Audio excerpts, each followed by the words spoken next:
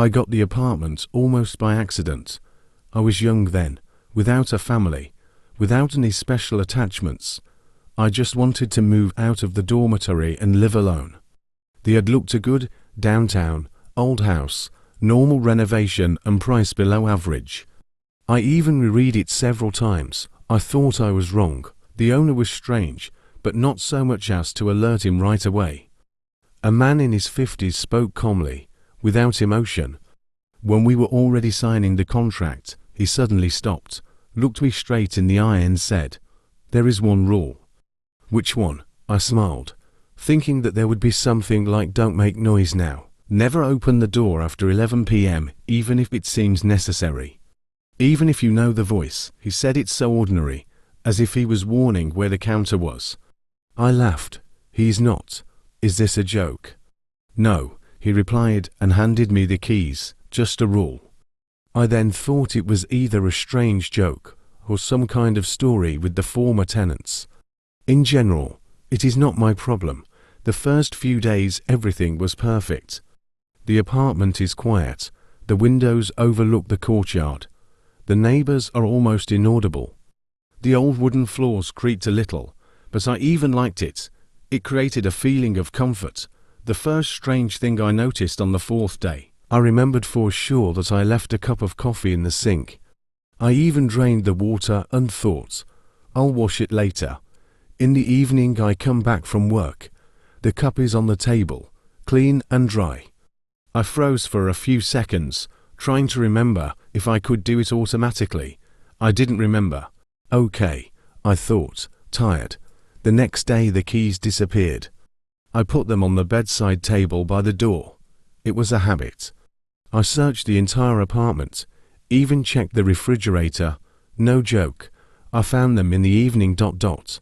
in the pocket of a jacket that I had not worn for several days. It already stressed me a little, but I still tried to think rationally. Then there were the little things. The chair that I pushed back stood under the table again.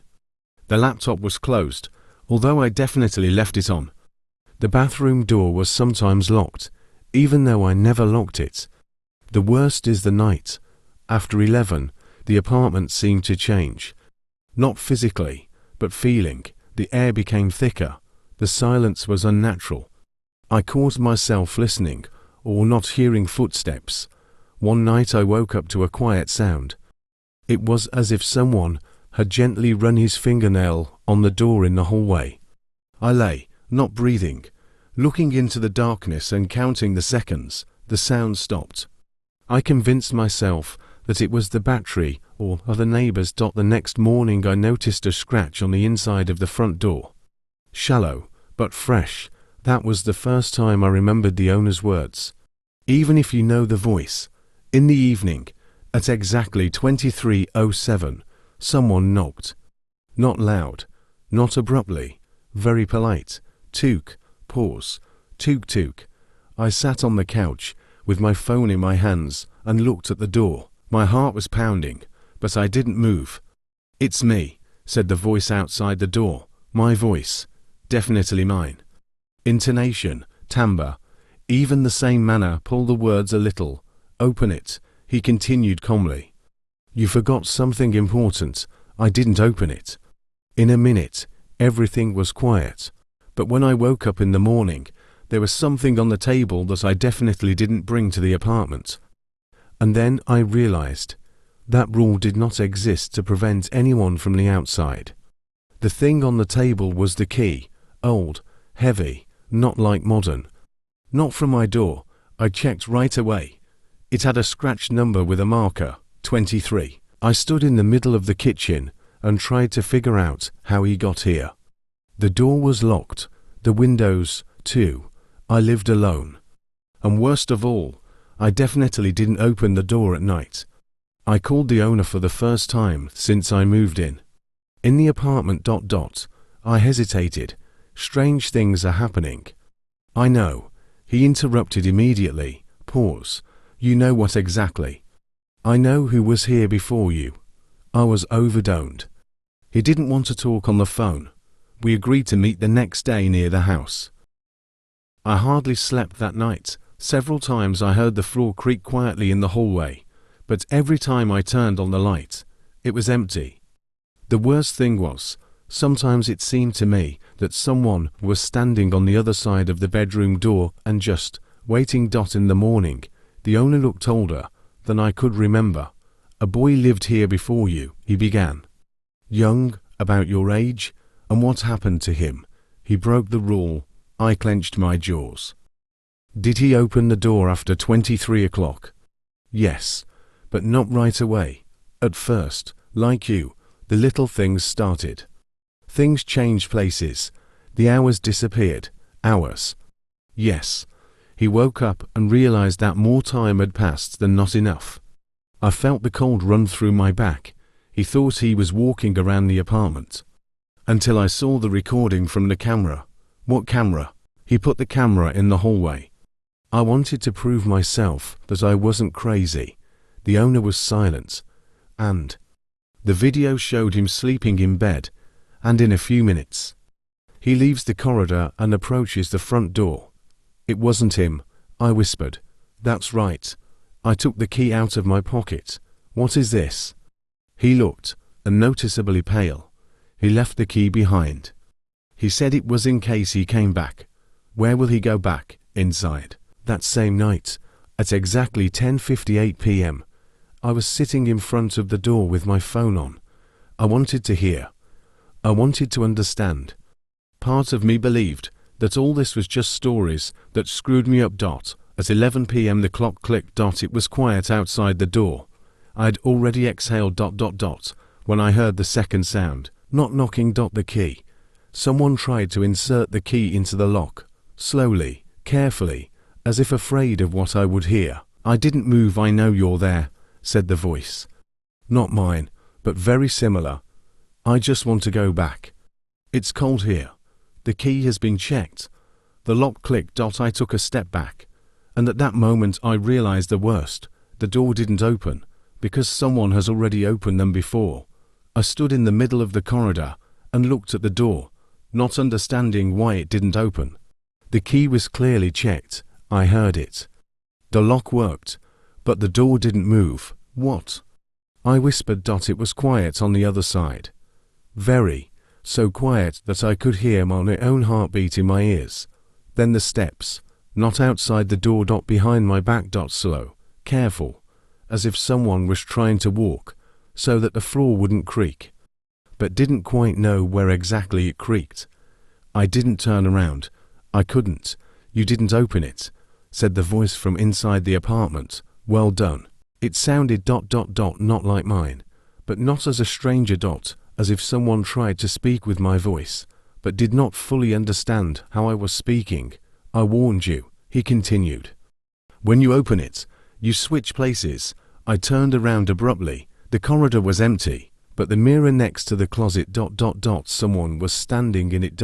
Not exactly me. A little higher, a little thinner, with a smile I've never done. He raised his hand. I don't see. He said from the mirror. I'm already here. And you? Not yet. I jumped back and crashed into the wall. The mirror instantly became empty, ordinary, as if nothing had happened. I rushed to the bedroom, closed the door and pressed my back against it. The phone was shaking in my hands. I opened the camera. Recorded ... Anyone finds it. I started, but I stopped, because I saw a notification on the phone screen. Traffic was detected in the corridor. I didn't install any cameras. The message opened by itself. The video was grainy, black and white. The camera stood high, somewhere under the ceiling of the corridor. I saw myself. I stood in the middle of the corridor and looked straight into the camera. And then, ... slowly brought his finger to his lips. Tss. I threw the phone on the bed outside the bedroom door. Someone touched the handle. I didn't twitch. I didn't spin. Just kept. You understand, said the voice very close. I can't go out while you're here. You can't leave while I'm there. The handle barely moved. But it's almost 23 o'clock again, he added. And you're very tired. You always fall asleep before that. I looked at the clock. To 2:57. And suddenly there was a ringing click from the corridor. Not a lock, The light went out. And in the dark, I heard someone whispering right next to my ear. Don't open it now. The darkness did not last long. The light in the corridor turned on again, suddenly, without clicking the switch. I was still standing at the bedroom door, afraid to move. The handle no longer moved. Silence was worse than any sound.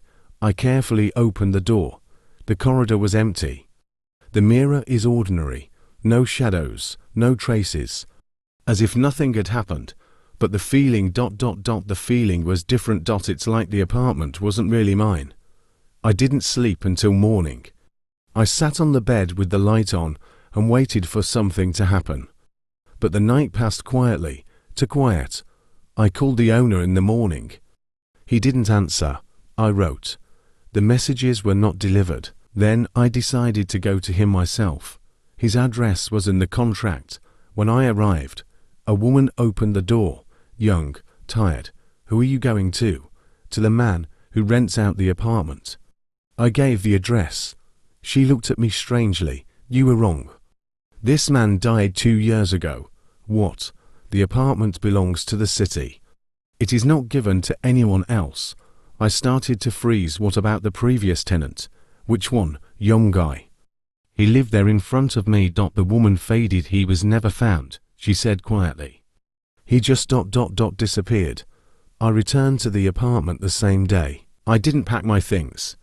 I didn't run away. I wanted to understand. I wanted to put a period. 10:55 p.m. I was sitting in the hallway opposite the door. To 2:59. Silence. To 3: knock. 1. Open it, said the voice. Already familiar. Now everything is different. I didn't move. You know, he continued. The rule is not to not let in, and not to let go. I looked in the mirror. I was standing in it. Ordinary, tired, frightened.